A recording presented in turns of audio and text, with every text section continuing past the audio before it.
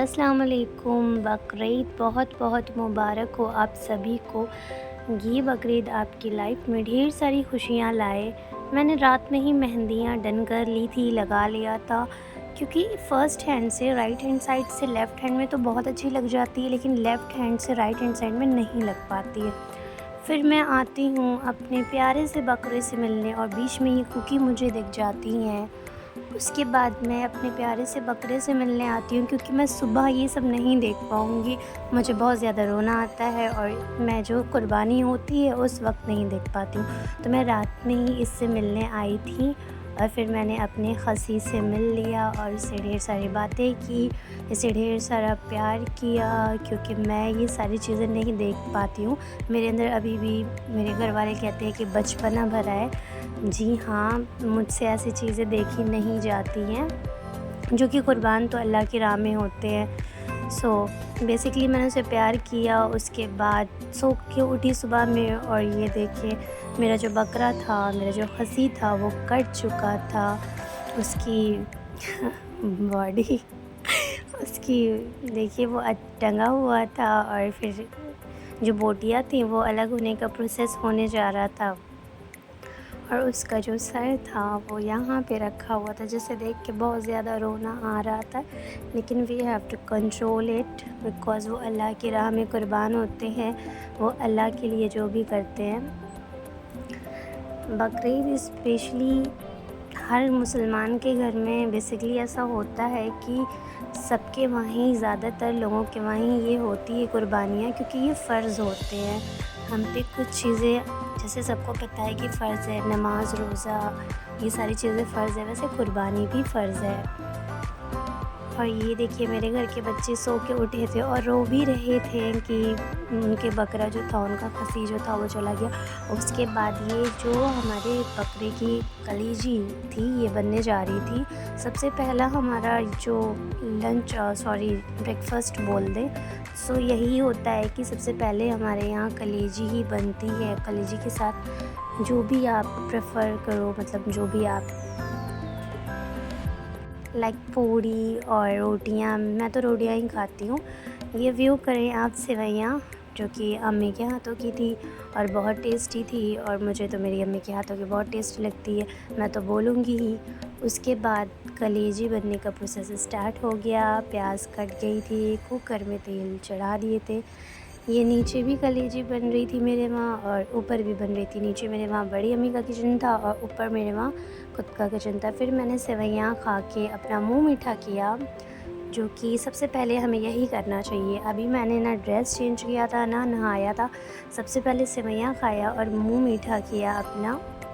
मेरे वहाँ के बच्चे मेहंदी लगा के और बहुत एक्साइटेड होते हैं बकरीद के लिए, ईद के लिए, क्योंकि ऐसा होता है बच्चे बहुत ज़्यादा एक्साइटेड होते ही हैं। हम भी बच्चे थे तो बहुत ज़्यादा एक्साइटेड होते थे, बट मेरे लिए ऐसा नहीं है। मैं अभी भी उतनी ही एक्साइटेड रहती हूँ ईद बकरीद के लिए जितना पहले रहती थी।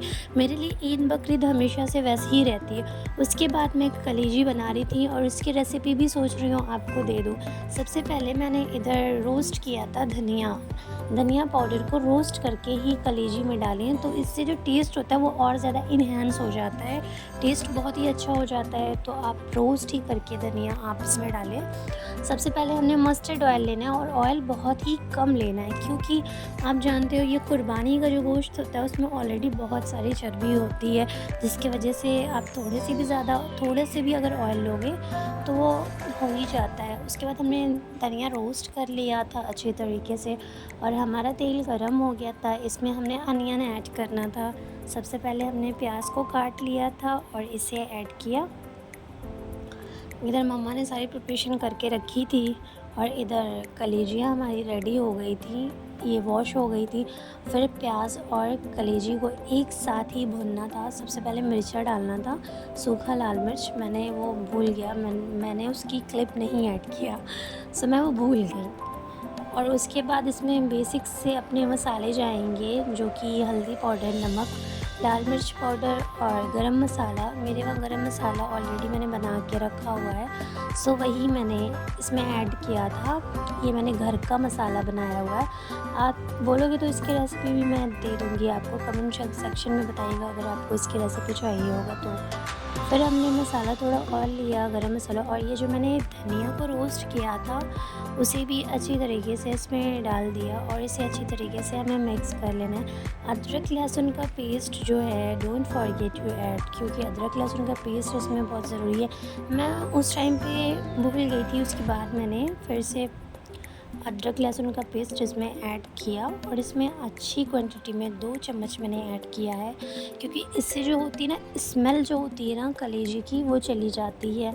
मैं तो ऐसे ही बनाती हूँ और सारी चीज़ों को एक साथ ऐड करके, और इसमें वाटर एज़ रिक्वायर्ड, आप जितना वाटर चाहें इसमें ऐड कर सकते हैं, बट मैंने उतना ही ऐड किया था जितने में ये अच्छी तरीके से गल जाए।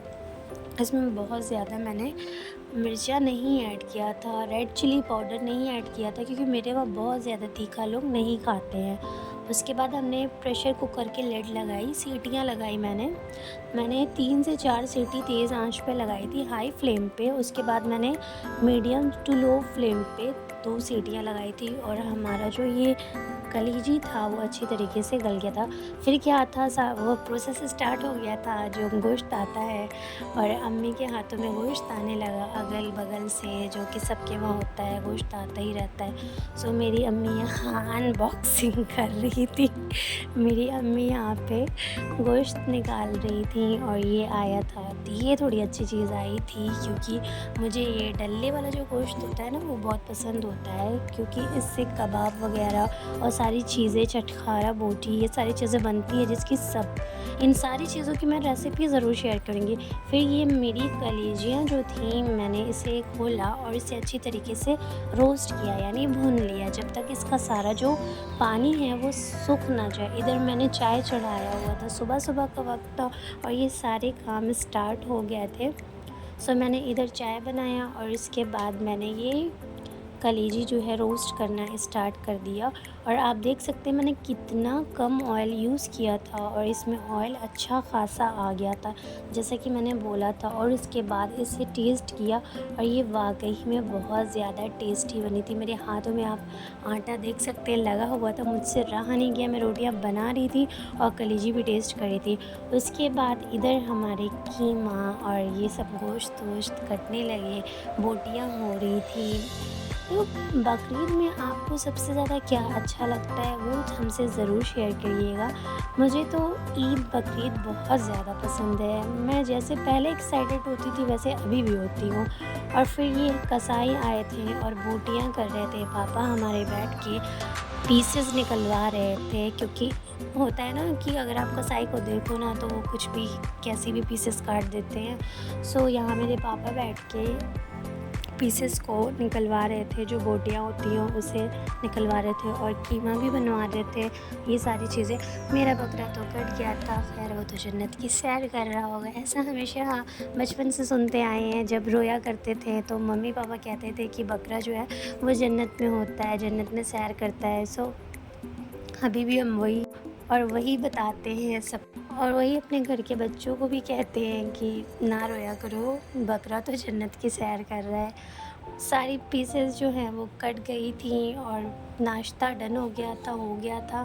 उसके बाद दोपहर हो गई थी और अभी तक मैंने ड्रेस नहीं चेंज किया था, ना नहाया था, क्योंकि काम से बिल्कुल भी फुर्सत नहीं मिली थी मुझे। दोपहर हो गई थी और रूम तो मेरा साफ़ ही था। ये था मेरा OOTD, यानी आउटफिट ऑफ द डे। ये मैंने डिज़ाइन करवाया था, ऑरेंज कलर का सूट था, इसे मैंने डिज़ाइन करवाया था। और जब मैंने इसे वेयर किया था बहुत सारे लोगों ने तारीफ़ें भी की थी कि बहुत ज़्यादा तुम्हारा सूट प्यारा लग रहा था।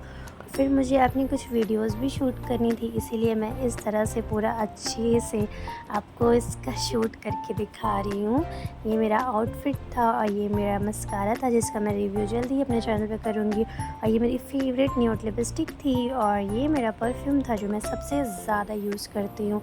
ये परफ्यूम मुझे सबसे ज़्यादा पसंद है। सो ये था मेरा आउटफिट।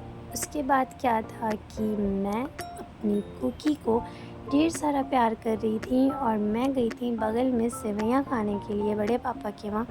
सो उन्होंने सेवइयाँ दी और फिर मैं आके वापस से अपनी ड्यूटी पे लग गई। इस बार बन रहा था गोश्त, यानी मटन जो भी समझ में आया इस वक्त बना दिया। और बज गया था 3:30, अभी तक मैंने कोई भी अच्छे से फ़ोटोज़ नहीं ली थी। दोपहर का वक्त हो गया था और मैंने फ़ोटोज़ ही नहीं ली थी।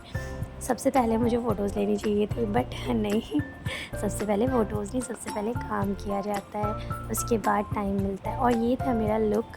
मैंने ऑरेंज कलर का पूरा अपना लुक रेडी किया था, प्रिपेयर मतलब। और इसके बाद हो गई थी शाम।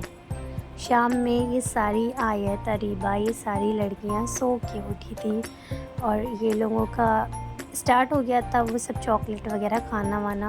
और ये मैंने कीमा नीचे से कूटवा के लाया हुआ था और इसका अब बनेगा शामी कबाब, क्योंकि तीनों टाइम 4 टाइम मीन्स पूरे दिन ही गोश्त गोश्त गोश्त नहीं खाया जाता है। सो इस टाइम हम लोग शामी कबाब बना रहे थे। अब भी यहाँ मेरी ये कुछ दुबई से चॉकलेट्स वगैरह आए थे, तो उसे स्नैप्स बना रही थी, ले रही थी। और शाम का रात का वक्त हो गया था और अब मैं बनाऊँगी शामी कबाब। वैसे इस बार की बकरीद भी मुझे अच्छी लगी। मैं कोई भी फेस्टिवल को ये नहीं कहती हूँ कि मुझे अच्छा नहीं लगा, रौनक नहीं है, रौनक हर फेस्टिवल में होती है। और उसके बाद मैंने अपनी छोटी सी बिल्ली को, मीन्स अभी इसका नाम नहीं डिसाइड किया है मैंने कि इसका नाम क्या रखूं। अगर आपके दिमाग में कोई नाम आए प्यारा सा यूनिक सा तो ज़रूर बताइएगा। और ये है फ़ीमेल। फिर हमने क्या करना था, शामी कबाब बनाना था, तो शामी कबाब के लिए इसकी भी मैं रेसिपी पूरी फुल अपलोड करूँगी। बहुत इजी वे में मैंने शामी कबाब बनाया था। मीन्स पहले मैंने ये कीमा ले लिया था, फिर उसमें ये सारे लहसुन, अदरक और ये चने की दाल, सूखी लाल मिर्च डाल के, प्याज डाल के इसे गला लिया था। फिर उसके बाद इसमें कुछ मसाले थे, स्पाइसेस, वो डाल दिया था और उसके बाद उसे फ्राई कर लिया था।